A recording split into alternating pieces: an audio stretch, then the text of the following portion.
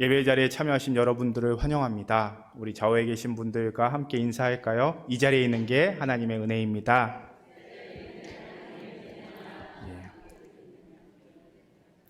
한 주간 하나님께서 내려주신 은혜 경험하시고 또 남은 한 주간을 살아갈 수 있는 힘을 얻어가는 예배 자리가 되기를 바랍니다. 어제 오늘 비가 많이 내리고 있습니다.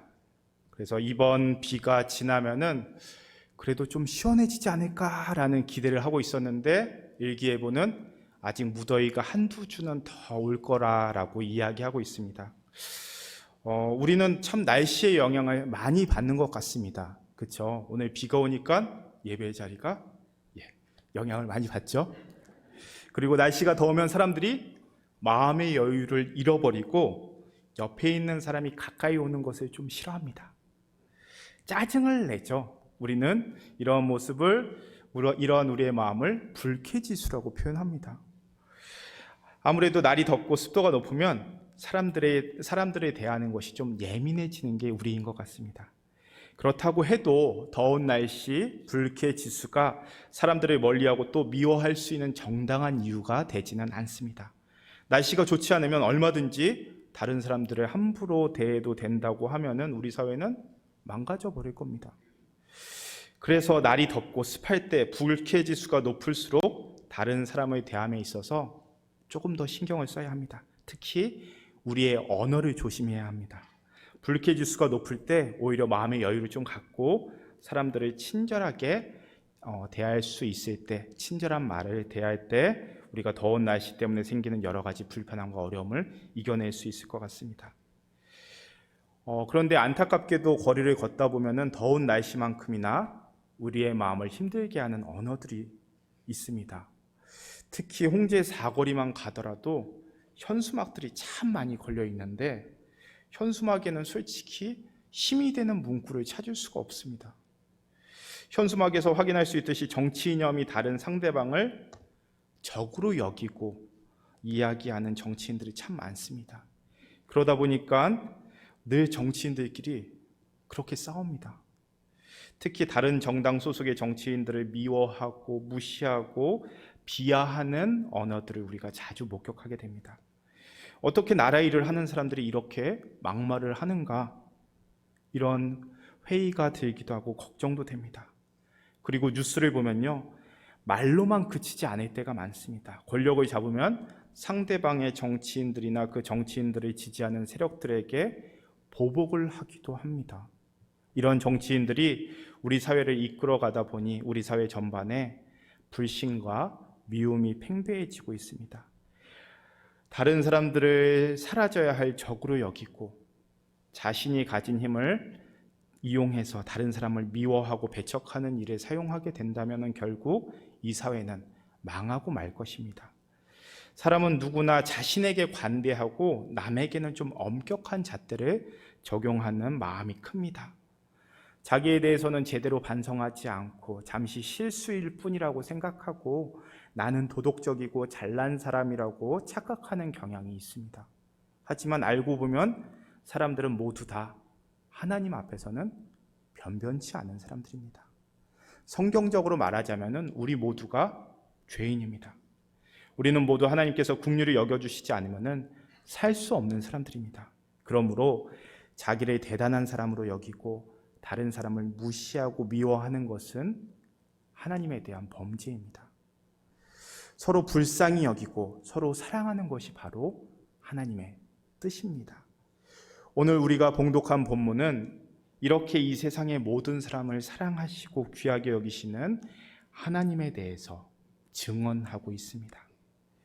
먼저 오늘 우리의 신약 말씀, 복음서 말씀에서는 예수님께 찾아온 사람들을 귀하게 여기시는 모습을 확인할 수 있습니다. 마태복음이라는 이 책은요, 하나님 나라를 가장 잘 보여주는 복음서입니다. 마태복음에서 보여주는 예수님의 모습은 세상과 구별되는 하나님 나라를 잘 설명해 주고 있습니다.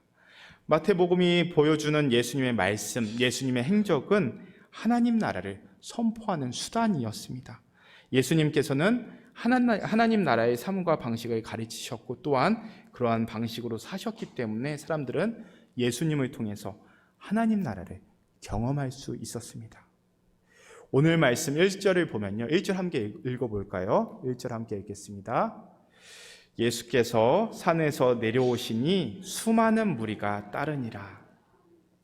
예수님이 산에서 내려오시자 수많은 무리가 예수님을 따릅니다. 시간이 지날수록 예수님을 따르는 사람의 수가 점점 더 많아졌습니다. 예수님의 권위 있는 말씀과 놀라운 행위에 사람들로 하여금 예수님에 대한 관심을 갖게 했기 때문입니다. 이처럼 예수님을 따르는 사람이 많아지는 것이 예수님에게는 좋은 기회가 될 수 있었습니다. 예수님을 따르는 사람들 중에서 건강하고 지혜 있는 사람들을 뽑아서 훈련시켜서 그들로 하여금 일을 하게 하면 예수님은 더 큰 일을 더 많이 더 빠르게 하실 수 있었을 겁니다. 또한 예수님을 따르는 사람들 중에서 돈이 많은 사람들의 후원을 받으면 더 쉽게 많은 일을 할 수 있었을 겁니다. 하지만 예수님은 그렇게 하지 않으셨습니다. 오히려 오늘 말씀에서 보여주는 모습처럼 힘이 없고 소외된 사람들을 찾아가서 하나님 나라를 보여주고 계십니다. 오늘 말씀 2절을 보면요, 한 나병 환자가 찾아와서 예수님께 고쳐달라라고 강구합니다. 자, 우리가 예수님의 이름으로 하나님 아버지께 구하는 것을 기도라고 합니다. 그렇죠? 그렇기 때문에 오늘 본문을 기도의 관점에서 한번 살펴보고자 합니다. 나병 환자가 예수님께 나왔습니다. 본래 나병 환자는 마을에서 격리돼서 떨어져서 살아야 했던 사람입니다. 사람들이 그들을 저주받은 사람, 부정한 사람으로 생각했기 때문입니다. 그러므로 나병 환자가 자기 살던 곳을 떠나서 마을로 오는 것 자체가 금지된 일입니다. 나병 환자는 지금 금지된 일을 하고 있는 겁니다. 그 나병 환자가 예수님께 나와왔습니다. 율법에 따르면 예수님도 나병 환자를 피해야 합니다. 그런데 예수님은 나병 환자를 피하지 않으십니다. 나병 환자가 예수님께 나와서 구합니다. 주여 원하신다면 저를 깨끗하게 하실 수 있습니다 라고 말합니다. 나병 환자는 예수님에게 병을 고칠 능력이 있다는 것을 믿었습니다. 그래서 예수님께 고쳐주십시오 라고 요청합니다. 그런데 나병 환자도 일반인이 나병 환자와 접촉하면 안 된다는 것을 알고 있었을 겁니다. 그래서 무조건 고쳐달라고 매달릴 수 없습니다. 그저 주여 원하신다면, 예수님께서 원하신다면 나를 고쳐주십시오. 이 말은 반대로 원하시지 않는다면 저를 고쳐주지 않으셔도 괜찮습니다 라는 이야기이기도 합니다. 그런데 예수님은 나병 환자 고치는 것을 진심으로 원하셨습니다. 그리고 그를 고치십니다. 예수님은 손을 내밀어서 나병 환자를 만지시며 고치십니다. 이것은 나병 환자와 접촉하면 안 된다는 규정을 일부러 어기시는 행동입니다. 굳이 손에 대지 않고 말씀만으로도 병을 고칠 수 있는 예수님이십니다. 그런데 그렇게 하지 않고 직접 손을 대심으로써 나병 환자에 대한 큰 사랑을 표현하십니다. 사람들은요, 아픈 사람들을 자신들의 공동체에서 떨어뜨려 놨습니다. 사실 이 모습이 우리가 살아가는 모습입니다. 우리는 아픈 사람들과 함께하는 것보다 그들을 공동체에서 분리시킵니다. 그것이 효율적이기 때문입니다. 아파하는 사람과 함께하는 것은 아픔을 함께 나눈다는 의미이기도 합니다. 쉽게 말해서 내가 함께 힘들고 나도 함께하기 때문에 나도 아픕니다. 그래서 사회는 아픈 사람을 격리시킵니다. 또 거기에 더해서 눈에 보이지 않게 함으로써 불편한 마음도 사라지게 만듭니다. 하지만 예수님은 깨끗한 사람과 부정한 사람을 격리시키는 사회의 규정을 두려워하지 않으셨습니다. 부정한 나병 환자에게 손을 대시고 내가 원하노니 깨끗함을 받으라 말씀하심으로써 그 나병 환자를 고쳐주십니다. 예수님께서는 아픈 나병 환자의 기도를 들으시고 응답하셨습니다. 그런데 예수님께서는 나병 환자를 치유하신 후에 두 가지를 당부하십니다. 우리 4절 말씀 함께 읽어볼까요? 4절 말씀입니다. 예수께서 이르시되 삼가 아무에게도 이르지 말고 다만 가서 제사장에게 내 몸을 보이고 모세가 명한 예물을 드려 그에게 입증하라 하시니라. 예수님께서 당부하신 두 가지 뭐죠? 첫 번째는 예수님이 하신 일을 다른 사람에게 알리지 말라라고 말씀하십니다. 그리고 두 번째는 제사장에게 치유된 몸을 보이고 완쾌된 것을 입증하라라고 말씀하십니다. 왜 그러셨을까요? 이어지는 말씀 속에서 그 답을 찾을 수 있습니다. 이어지는 5절부터의 말씀은 백부장의 하인을 고치신 이야기입니다. 우리 5절부터 6절까지 두 절 말씀 함께 읽겠습니다. 예수께서 가버나움에 들어가시니 한 백부장이 나와 간구하여 이르되 주여 내 하인이 중풍병으로 집에 누워 몹시 괴로워하나이다. 당시 가버나움에는요 로마 군대가 주둔하고 있었습니다. 백부장은 가버나움에 주둔하고 있는 로마 군대의 지휘관입니다. 당시 로마는요 군사의 힘으로 유대와 갈릴리 지역을 제압하고 유대인들을 억압하고 착취하고 있었습니다. 그러한 로마 군인이 유대인들에게 좋게 보일 리가 없습니다. 일제강점기에 우리 민족이 일본의 군인이나 경찰을 대하는 마음이었을 겁니다. 로마 군인을 멀리해야 할 대상으로 여길 뿐만 아니라 그들을 경멸하고 저주했습니다. 유대인들은 본래 이방인들과 식사도 하지 않을 정도로 이방인들을 멀리하였습니다. 유대인을 억압하고 약탈하는 로마 군인이라면 더욱더 멀리하고 미워할 수밖에 없었습니다. 그런데 그런 로마 군인이 예수님께 나옵니다. 이방인인 로마 군인이 이 로마 군인을 만난다는 것은 예수님 입장에서는 나병 환자를 만나는 것과 마찬가지로 자신을 부정하게 만들고 더럽히는 행위였습니다. 또한 예수님이 로마 군인과 대화하면은 그 모습을 지켜보는 사람들이 크게 실망할 수도 있었습니다. 예수님을 따르던 많은 무리들이 실망하고 돌아설 수도 있었습니다. 그런데 예수님은 그 백부장을 피하지 않으십니다. 백부장은 예수님께 내 하인이 중풍병으로 괴로워하고 있습니다 라고 말합니다. 이는 예수님께 도움을 요청하는 겁니다. 구하는 겁니다. 유대인이 로마 군인을 멀리하고 경멸한 것처럼 당시 로마 군인도 유대인들하고 가까이 하지 않았습니다. 왜냐하면 다른 식민지 사람들에 비해서 유대인들이 훨씬 더 강하게 저항했기 때문입니다. 또한 유대인들이 로마 사람들을 무서워하는 게 아니라 무시했기 때문입니다. 그런데 백부장이 예수님을 대하는 태도에서는 일반적인 로마 사람들의 태도와는 완전히 다릅니다. 그는 예수님을 단순히 유대인으로 대하지 않았습니다. 예수님을 주님이라고 부르고요. 예수님께 구합니다. 도움을 요청합니다.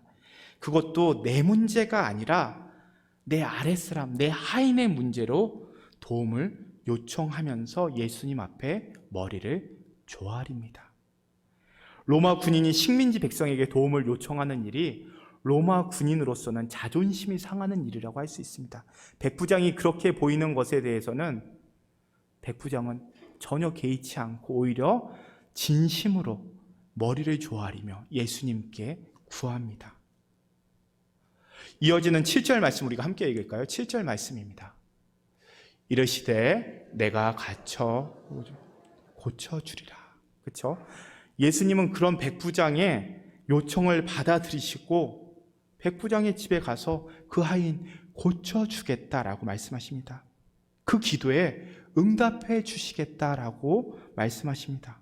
당시 유대인이 이방인과 만나는 것은 금지되어 있다고 그랬죠. 그런 이방인의 집에 들어가는 건 어떨까요? 더 금지되어 있는 일입니다. 더 부정한 일입니다. 그렇지만 예수님께서는 그 기도를 들어주시기 위해서 그 규정을 어길 마음까지 품으셨습니다. 오늘 본문은요, 놀라운 일의 연속입니다. 백부장과 예수님이 번갈아가면서 일반적이지 않은 행동을 합니다. 8절은 백부장이 다시 한번 예수님을 놀라게 하는 말입니다. 우리 8절 말씀 함께 읽을까요? 백부장이 대답하여 이르되 주여 내 집에 들어오심을 나는 감당하지 못하겠사오니 다만 말씀만으로 하옵소서. 그러면 내 하인이 낫겠사옵나이다. 백부장은 예수님이 우리 집에 오시는 것을 감히 감당하지 못하겠습니다라고 말합니다. 자신의 집이 누추해서 예수님을 모시지 못하겠다는 뜻이고요. 이처럼 큰 예수님을 작은 집에 모실 수 없다라는 의미입니다. 이는 자신의 지극히 낮추고 예수님을 높이는 행위입니다. 거기서 그치지 않습니다. 백부장은 예수님은 말씀만으로도 내 하인을 고칠 수 있습니다라고 말합니다. 그래서 말씀만 하셔서 낫게 해주십시오라고 다시 한번 구합니다. 예수님의 능력에 대한 믿음이 얼마나 강한지를 알 수 있습니다. 예수님께서는 그러한 백부장의 기도를 들어주시고 고쳐주십니다. 그리고 오늘 본문 바뀌지만 10절 말씀은 보면요, 예수님께서는 그러한 백부장을 칭찬하십니다. 우리 10절 말씀 함께 읽겠습니다. 예수께서 들으시고 놀랍게 여겨 따르는 자들에게 이르시되 내가 진실로 너희에게 이르노니 이스라엘 중 아무에게서도 이만한 믿음을 보지 못하였노라. 예수님께서는 이렇게 백부장의 믿음을 칭찬하십니다. 오늘 말씀에서는요, 예수님께 구하는 기도를 드린 두 사람이 나옵니다. 나병 환자와 백부장.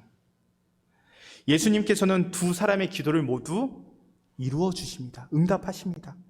그런데 분명한 차이는요, 나병 환자에게는 아무에게도 가서 이르지 말라라고 말씀하시고요, 백부장은 놀랍게 여겨서 칭찬하십니다. 이 두 차이가 무엇을 의미할까요? 오늘의 말씀을 기도의 차원에서 바라볼 때, 기도의 차원에서 해석할 때 두 기도는 분명한 차이가 있습니다. 백부장의 기도는요, 중보 기도라는 점입니다. 나병 환자는 자신의 아픔을 위해서 기도했습니다. 예수님은 자신의 아픔을 위해서 하는 기도 절대 땅에 떨어뜨리지 않으십니다.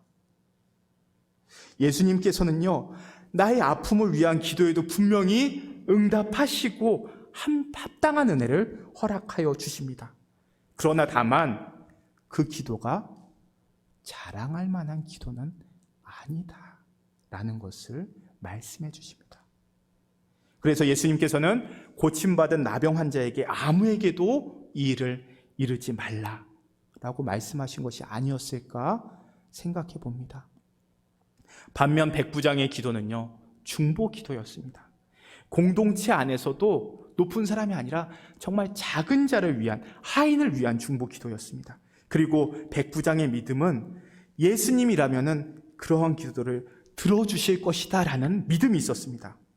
나병 환자는 예수님께서 원하신다면 나를 고쳐달라고 요청한 반면에 백부장은 예수님께서 고쳐주실 것이다 라는 확신이 있었습니다. 백부장은 어떻게 그런 확신이 있었을까요? 아마도 백부장의 마음이 그러했기 때문일 겁니다. 공동체의 작은 자를 위하여 예수님 붙잡고 기도하는 사람이라면 나도 이 사람을 이렇게 생각하고 이 사람이 사랑스러워서 기도를 하는데 예수님께서는 그 사람을 더 사랑하시지 않을까? 우리가 기도하면서 느낄 수 있는 그 마음을 백부장이 알았기 때문입니다. 나도 저 사람을 위해서 이렇게 안타까운 마음이 드는데 내 기도를 들으시는 예수님은 나보다 더 저 사람을 더 사랑해 주시지 않을까? 그런 예수님이기에 합당한 은혜를 구하는 기도를 들으시고 응답해 주시지 않을까 하는 마음이 백부장의 마음이었을 것입니다. 그래서 예수님은 백부장을 칭찬하셨습니다.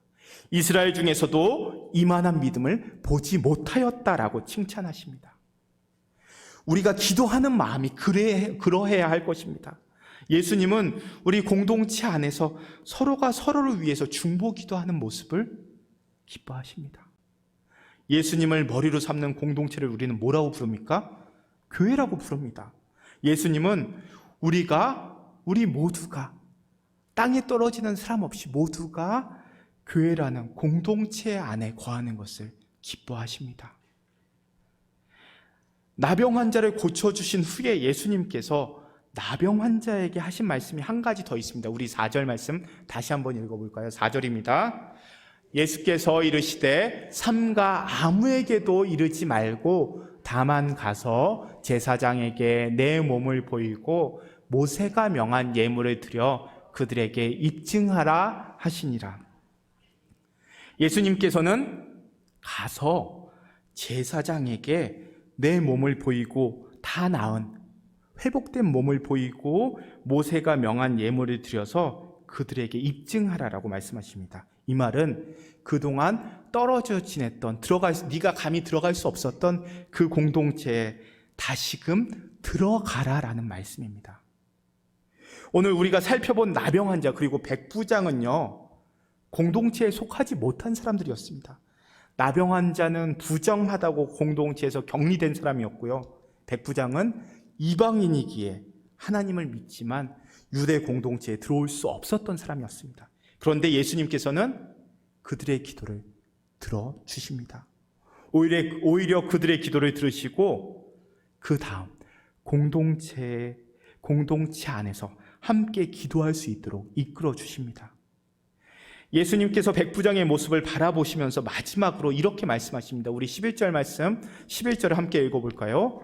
또 너희에게 이르노니 동서로부터 많은 사람이 이르러 아브라함과 이삭과 야곱과 함께 천국에 앉으려니와. 예수님은 장차 하나님 나라가 완성될 때에 동서로부터 많은 사람들이 와서 아브라함과 이삭과 야곱과 함께 잔치에 참여할 것이다 라고 말씀하십니다. 동서로부터 많은 사람이 온다는 것은 다른 나라, 다른 민족에 속한 사람들이 함께 모인다라는 뜻입니다. 하나님 나라는요, 유대인들의 나라가 아닙니다. 동서로부터 오는 많은 사람들을 위한 나라입니다. 하나님 나라는 너와 내가 구별되고 분리되는 나라가 아니고요, 함께 모여서 기도하고 예배 드릴 수 있는 나와 다른 이방인들과 나병 환자처럼 아픈 사람도 함께 모여서 예배 드리는 공동체라는 것을 분명히 말씀해 주시는 겁니다. 오늘 우리가 함께 봉독하고 있는 구약 말씀인 이사야서는요, 초기 교회가 가장 사랑했던 성경책입니다. 신약 성경이 없던 시절에 많은 그리스도인들이 이 이사야서를 읽으면서 거기서 예수님에 대한 말씀을 발견했습니다. 그래서 이사야의 많은 구절이 신약 성경에 그대로 옮겨져서 인용되고 있습니다. 어떤 목사님들은 이사야서를 5번째 복음서다라고 표현하시는 분들까지 있습니다. 그런 이사야의 마지막 장이 어떻게 마무리되는지 아십니까? 바로 오늘 구약의 본문입니다. 오늘 이사야서 본문 우리가 다시 한번 읽도록 하겠습니다. 22절, 23절 말씀입니다. 함께 읽겠습니다. 내가 지을새 새 하늘과 새 땅이 내 앞에 항상 있을 것 같이 너희 자손과 너의 이름이 항상 있으리라. 여호와의 말이니라. 여호와가 말하노라. 매월 초하루와 매 안식일에 모든 혈육이 내 앞에 나와 예배하리라. 이 말씀에서요, 매달 첫 달과 안식일은 하나님께 예배드리는 날입니다. 새하늘과 새 땅에서 혈육 있는 모든 존재들이 하나님 앞에서 예배드립니다. 이것이 세상 마지막 날, 이 땅 가운데 하나님 나라가 오는 날의 모습입니다. 하나님께서 장차 이루실 하나님 나라에서는요, 세상의 모든 혈육 있는 존재들, 그러니까 모든 사람들이 다 함께 모여서 하나님께 예배 드리는 모습입니다. 그것이 이사야서가 보여주는 하나님 나라입니다. 모든 사람들이 함께 모여서 예배 드리는 그날, 함께 모여서 예배 드리는 그날이 올까요? 처음 우리나라에 교회가 세워졌을 때는요, 교회는요, 이렇게 넓은 공간이 아니라 기역자 집으로 된 모습이었습니다. 예. 왜 그런지 아시죠?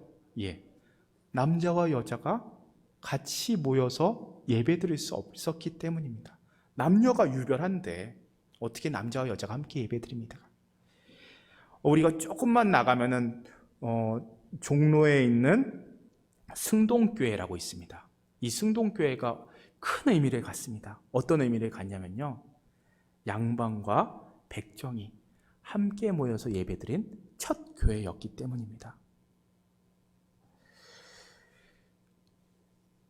지금 우리는 남녀 구별 없이, 직업의 구별이 없이 함께 앉아서 예배 드립니다. 그렇죠? 그러니까 모든 사람이 함께 모여서 예배 드리는 모습, 그 모습이 점점 더 이루어지고 있는 것입니다.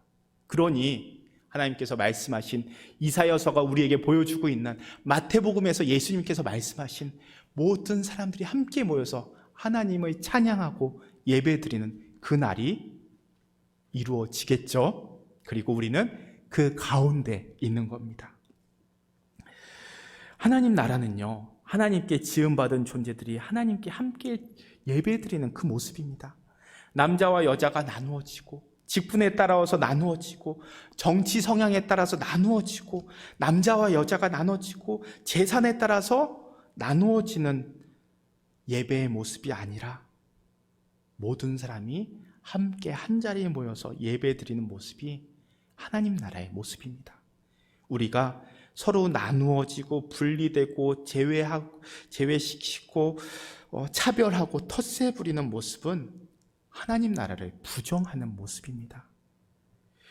오늘 우리 예수님께서는 우리에게 보여주신 그 모습, 사회가 금지하고 있는 아픈 사람, 그리고 무시했던 이방인들의 기도를 들으시는, 그리고 그 기도에 응답하시는 모습을 기억할 수 있기를 바랍니다. 칭찬받았던 백부장처럼 공동체 안에서 약한 자를 위해서 기도할 수 있고, 함께 할 수 없었던 나병 자가 공동체로 다시 모일 수 있는 그 모습 가운데 쓰임받는 홍강교회가 되기를 기도합니다.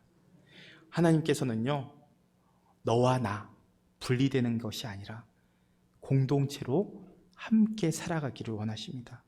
내 기도가 아니라요, 우리 기도, 중보 기도를 칭찬하십니다.